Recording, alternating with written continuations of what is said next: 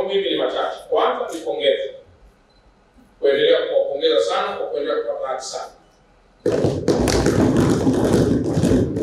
Haki safi ni matokeo ya ufanisi, matokeo ya utendaji. Lakini ofisi ya CAG siku zote inasisitiza kwamba tusiboteke.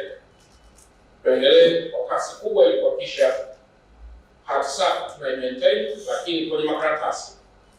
Lakini pia ikaonekane vizuri kwa wananchi. Hilo ndio jambo la msingi. Usikae kusema tunataka haki safi. Inawezekana mwananchi wa kawaida sikuelewe haki safi ni nini.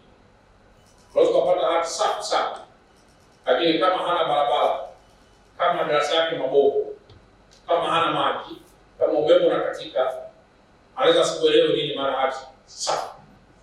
Kwa haki safi lazima iendane pamoja na huduma kwa wananchi. Na huduma kwa wananchi unatokana na ubora wa baraza la madiwani ambao wapo kwa ajili ya kujadili maendeleo ya halmashauri zako kama sheria ya Local Act inavyotamka katika mazingira mbalimbali. Lakini pia mtagemea, zipo hoja kadhaa ambazo naendelea kuwapongeza kwa kuzifunga, lakini zipo hoja ambazo hazijafunga.